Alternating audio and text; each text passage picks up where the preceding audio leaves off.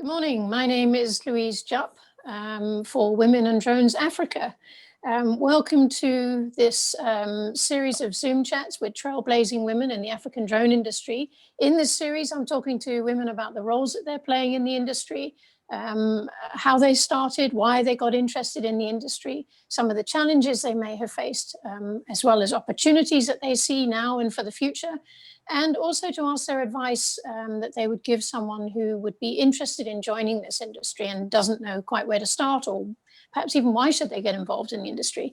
Today, I am delighted to introduce you to Tinah Mutabazi from Uganda. Hello, Tinah. Hi, Louise. How are you doing? I'm very well, thank you. Thank you very much for joining me today. It's my pleasure. Cool.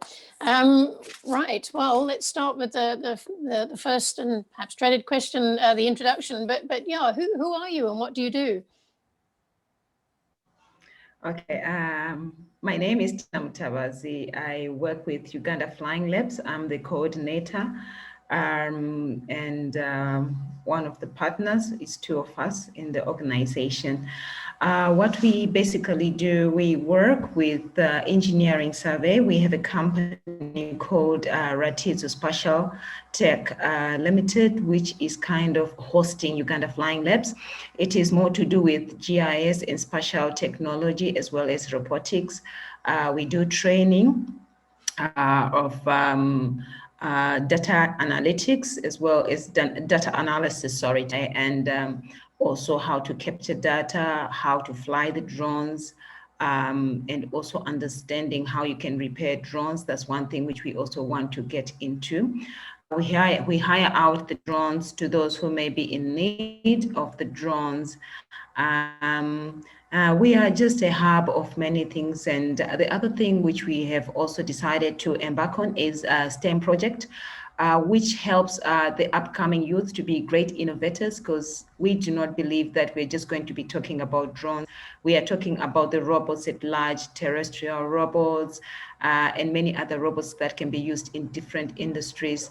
So we are trying to identify those interested in science, technology, engineering, and sparking that what is already in them to become our future innovators in the different disciplines of science, so that we can begin having our own industries within Uganda and Africa, where we have robots being developed and also maybe advancing the current robots, maybe remodeling them for different purposes, such as health robotics, to name a few, or deliveries. So we are looking at a holistic view of the industry at large of the robotic technology. How best can we make it broader, and how best can we also encourage other businesses to become more competent in their work, various industries? How can they be effective and efficient using the robots? Okay, wow, that's a really interesting sort of suite of focus there. Just curious, how big is the drone industry in Uganda? Is it how big is it? Do you know? Yes, there are quite a number of other companies which are using drones for agriculture and aerial survey, to name a few. Those who are already in GIS survey and engineering, they are using drones for different purposes. Yes, that is where we are. Okay. Yeah, I was just curious. So what attracted you to the industry? Sorry? I'm sorry, what attracted you to the industry? What are we trying to do to the industry? No, sorry, what attracted you? Why did you get involved? Sorry. Oh, attracted me, sorry. Sorry. No problem.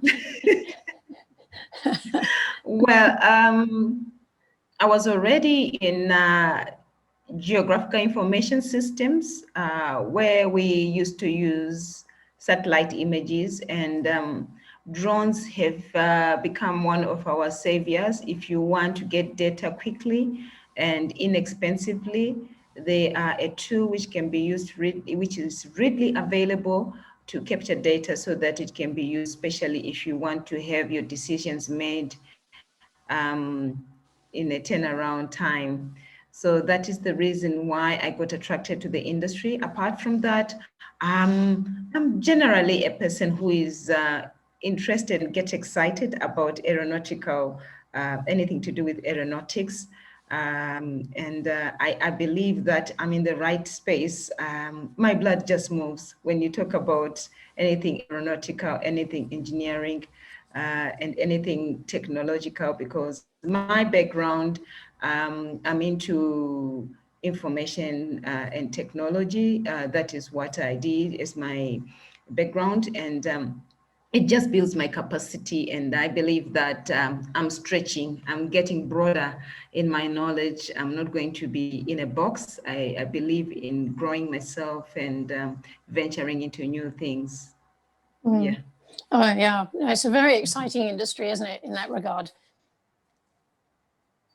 Yes, it is. How long have you been in the industry or involved with drones? I've been involved with drones for 3 years. This is my third year working with drones for various projects and in different, and also training. I've also trained as a remote a drone pilot, just to be competent enough and understand better how drones work and the dynamics which comes with flying drones. So that is who I am, and that is where we are. Okay. Did you enjoy the training for your pilot license? Oh, yes, I did. It was challenging in some areas. You know, there are some things which we learned way back, and it was like a refresher course, coming back to some of the things which physics, especially the physics component and the aerodynamics and so on. I was literally taken back into class. It's not as easy as you think when you go through course. It's something I would want to redo again and grasp it once again so that I can have a better understanding of the physics behind flying the drone, the forces and so forth, to name a few. But it was a well worth it course for me to embark on. No, I wouldn't mind embarking on another one. Okay. Was it for multi-rotor, by the way, or fixed wing? I did a multi-rotor one. I could do a fixed wing with time, but it seems like multi-rotor is the most commonly used drones. Fixed wings, yes, we do have them, the EBs and so forth, but they turn out to be very expensive to maintain, and they're equally expensive to acquire. But if the opportunity comes, I'll go for it. Yeah, it's just that fixed wings also do not have a lot of capability in terms of cargo drones and so forth, which is can be commonly applied to rotary drones. Yes, that's a good point. I mean, you've sort of explained why you got attracted to the industry, but what's keeping you there? You've kind of hinted already, but what keeps you in this industry? Well, I think it's because it's an industry which is ongoing. There's always something new. You can never say we have got it. It keeps you on your toes. It is just a developing industry. That is what it is. Anything to do with technology, you can never put yourself to sleep. You have to be awake all the time, reading or getting to know the new techniques, the new developments, and so forth.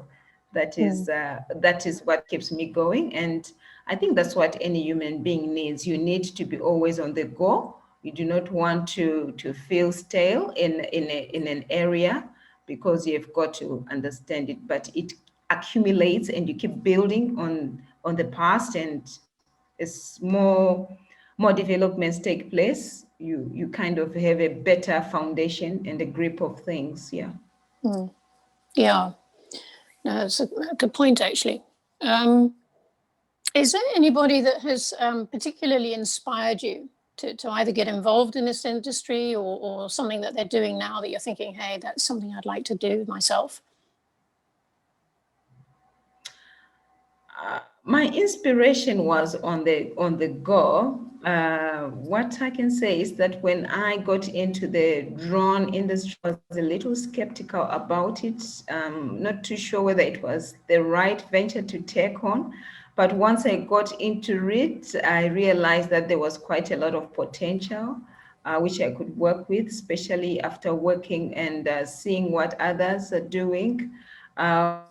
When you look at Panama Flying Labs, they've done quite a lot of work with their boats and also with drones. So that is something which inspired me when I saw what other flying labs are doing, that it's doable. And once we started engaging in projects, it actually gave me a drive to look for more and work a little extra in looking for opportunities in that area. I realized that it's something doable, it's something exciting, it's something which gives you an after feeling that you have made an impact in the society and in the community at large by the data that has been used to make decisions that can that can save people's, yeah. Okay. The I'm most curious. important thing is that we, Sorry. yes, Yeah, we are carry on, saving carry on. people, and also knowing that, you know, you can use drones for agriculture, which is the backbone of our country, and you want to be part and parcel of what makes a nation. So that is one of the inspirations. I am one of the people who believe in being a nation shaker. So I want to be, yeah, a trailblazer in that area as well. Excellent. Where we make an impact which brings the economy of the country to a certain stand. Yeah. No, I like the idea of drones in agriculture in particular. I have an environmental background, so I think that they're a very important tool for agriculture. So yeah, I agree with you entirely on that perspective. I just want to go back to that point. You said you were originally skeptical. What was the root of your skepticism? Well, you know, drones, I just, well, especially when you see drones being used for recreation, you just do not see the value they can add to something sensible. I just felt like, oh, okay, here comes the drones. Will they really do a good job?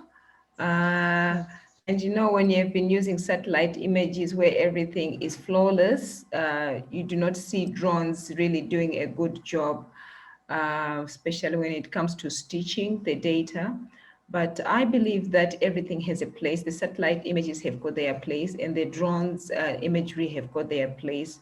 That's one thing I've also learned in my career, that everything is important for a certain purpose. Yeah. So it was just that, you know, you've got this stigma, especially when you have been learning things in a different way. Change, it doesn't come easily. No, I think that's a very important point, and I think that's something we've still got to get across, is that drones are a valuable tool. They're not toys. You know, there's a lot more to them than you originally see. So that's why I wanted to ask you why you were skeptical at first. But yeah. What roles are you already seeing women playing in the drone industry, especially in Uganda? Who else are you aware of playing a role? Oh, we have quite a number of women. Some are pilots. Okay, a few have become pilots, and also do a bit of repair. That is a good challenge for us. And then the number of other ladies, one or two ladies I know who are also using drones for agriculture on big projects, such as tea in Ingara. I know of Dr. Jane who used them. It was in a big project. And that gives an impact, especially for women, because women are intuitional, can I say it? They are holistic in their approach. They think about the community. How is the community going to take it? How are we going to empower the community? What are the after effects after we've left the project? How are they going to carry on? We are more educational and believe in imparting skills that can be used even after one has left the project so that it can keep going on. And I would commend women to be part and parcel of the drone industry because they are not just looking at the technical aspects of, just deliver, get the images out, make your decisions, implement. We are looking at how are the communities also going to embrace this technology so that it can be a continuous effort in the communities. Yeah, so that community component is what actually makes women have a better engagement in the industry. Yes. Okay. As well as thinking about kids. Yes, Children. no, absolutely. Yeah, absolutely. Well, I mean, you covered some points on my next question, which was, what are the opportunities that you see, especially in the future for women in this industry? And you've already said some there, but that women need to get involved, hey? Yes, anything to do with technology, engineering, and so on has its own challenges. Just to maybe jump further, I know you were going to ask me that because women are generally intimidated by men, especially in an industry where we are the minority. They make you feel like you're not doing the right thing or you do not think exactly the way they think because our ways, the way women's minds are wired is different from how men's minds are wired. They are more chronological. They want to think in a systematic way, while women are multitasked, to put it that way, which is a great advantage on our part. Yes, we may not have the physical capabilities like men when it comes to climbing towers and so on, especially in the engineering sector. We are kind of fragile, but I think we also make an impact in the sense that we can think quick and come up with strategies as well as implementations that are equally the same as men. The only problem which women face is being stigmatized when they are working with men. Men are not usually supportive. They feel intimidated when you're working with them in such areas, especially in the field. When it comes to areas like doing your work on your desk, like processing the data and so on, I think that one does not really matter because if you have the skills and you know what you're doing, you can do it. It's only when you're in the field that's when they make you feel like it should not be there. It should be there. This is a heavy duty job, which has to be done by men. So that is where the intimidation comes. And most women just feel, I can be an engineer, but I'm going to remain in the office. They do not want to do the field work. They will do the other peripheral jobs which pertain to that. So that is the major challenge. And Yes. And of course, the language, it can be very strong when you're working around men. Yeah. It doesn't make you feminine if you're not careful. We are the flowers who make the organizations kind of blossom in a different way. Yes. Yet yeah, that is basically what I can say. Okay. No, I mean, those are very valid points, and especially as you sort of talk about the challenges, those are challenges that are faced. Do you think you have to be completely technically minded to play a role in the drone industry? Not necessarily, because we complement each other. You may come with the social skills to make the industry boom because there is no one industry that can blossom with only one skill. We all need different skill sets, which make us become a complete team that has got a good synergy. We want to draw the synergies from everyone so that we are successful in what we do. So being technically minded is just for you to have an understanding of how it works the other side, but there could be someone who will do it, who will do the hands-on effectively.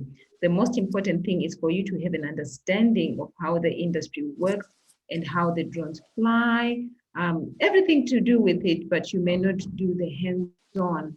You put your competence in the area where you. No, that's an excellent point about is putting your competence in your area of what you know, what you're doing. I think that's excellent. That's a very good point, because that's what sometimes worries me is that there's a perception you need to be technical, and perhaps you don't, because someone else can do the flying, or as you say, the hard work, and you can do what you need to do with the data and turn that into actions that can help people. There's different ways in which you can play a part. Yes. I mean, as the coordinator and the director of Uganda Flying Labs, as well as Ratizo, I'm competent enough and understand how the industry works, but I would rather look for people who have great expertise to help me to support the work which we are doing. I cannot do everything. They cannot be strategic as much as I'm strategic. They cannot be in competitor intelligence as much as I understand it. They cannot be IT as much as I understand it. So we need each other.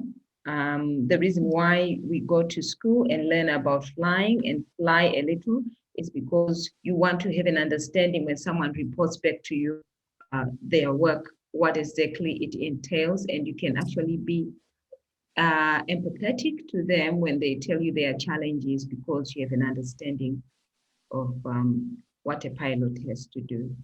And you can also be able to talk to the clients with confidence, because you understand what happens in the field.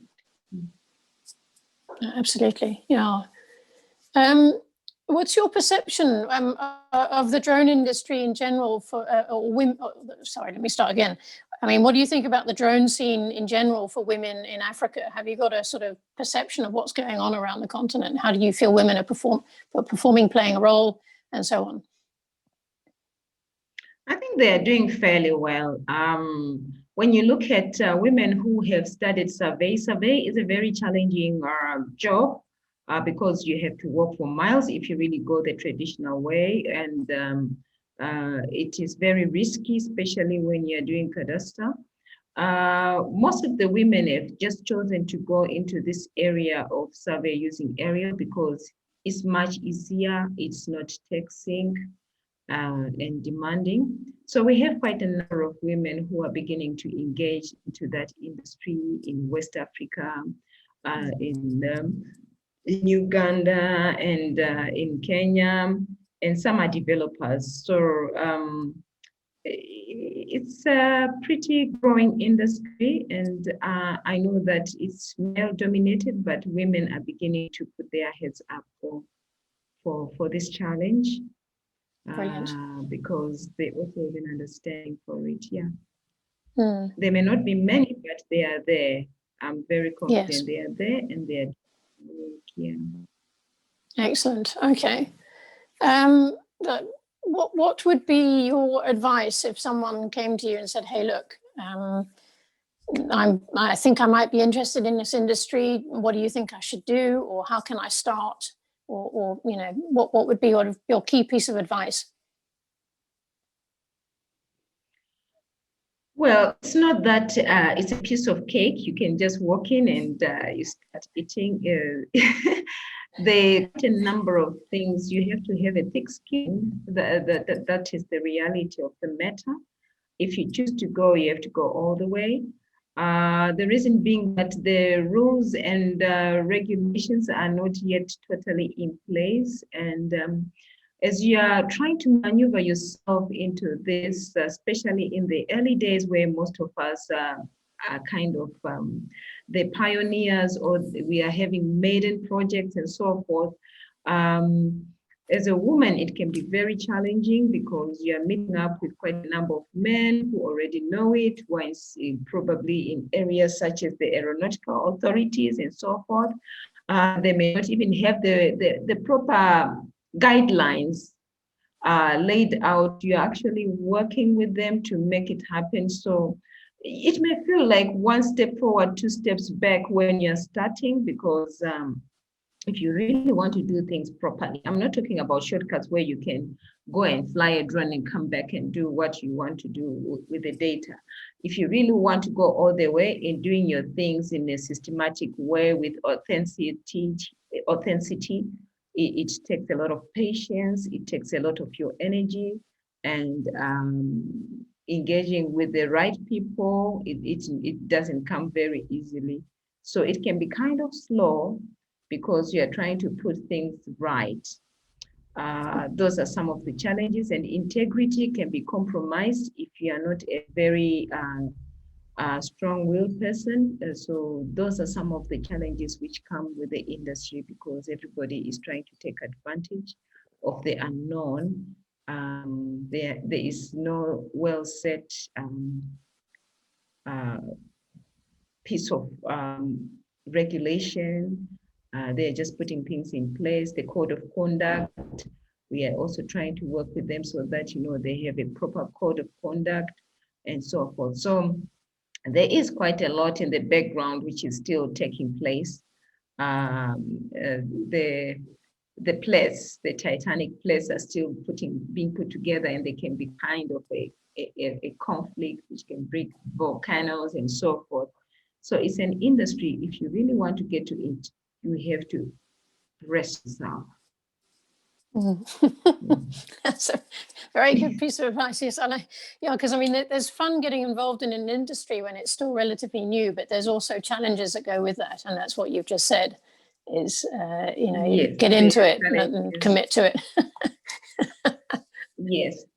Yeah, and it turns out to be expensive if you really want to do things well, importing your drones and making sure that, they go through the tax authorities, they go through CAA, they go through the security checks and so forth.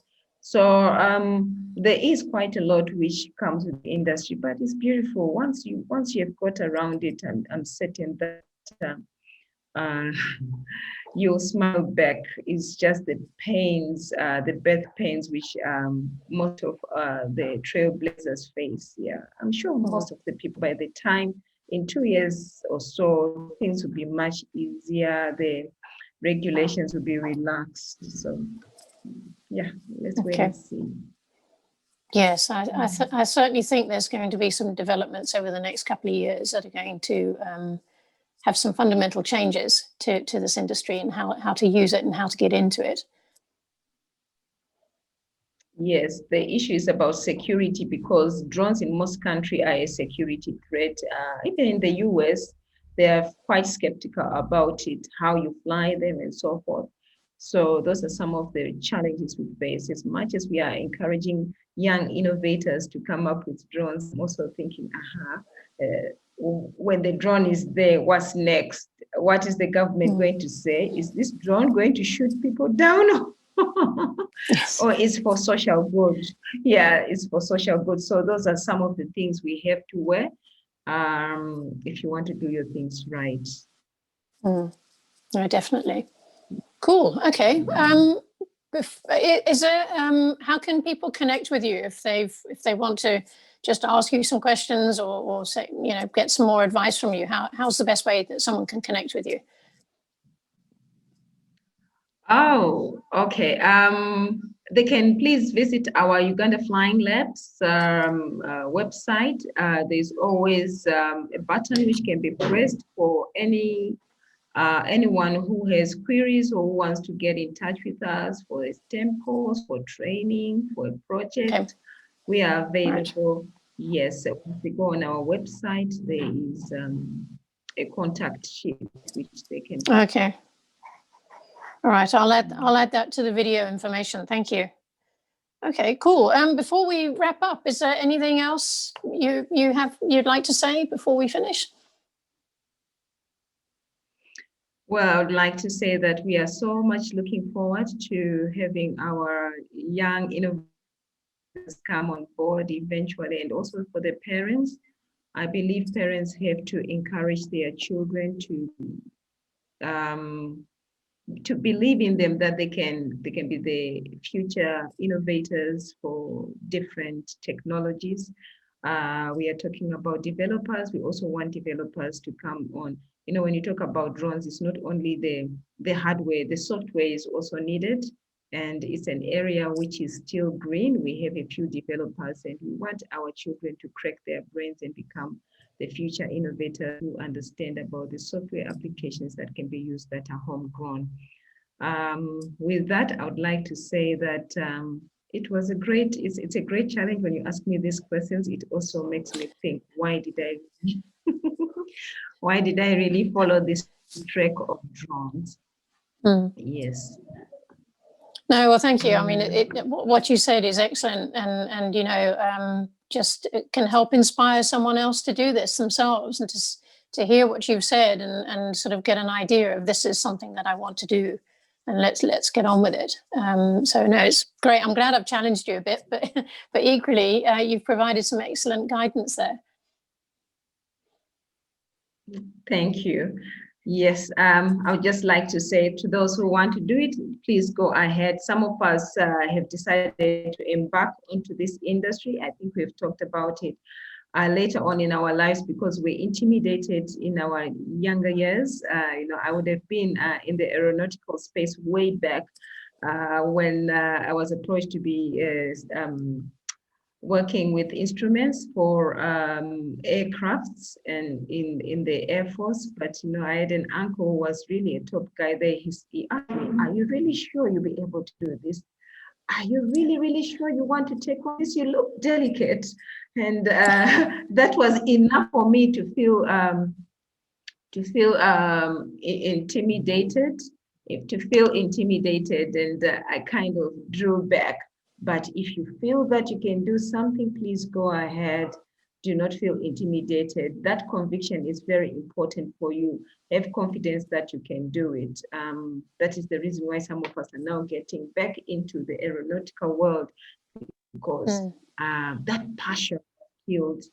And when you kill a passion, somehow it will germinate later on. That is why we are getting it from a different angle using drones. But I'm sure I would have been working in the aeronautical space much earlier had I taken that track when I was young.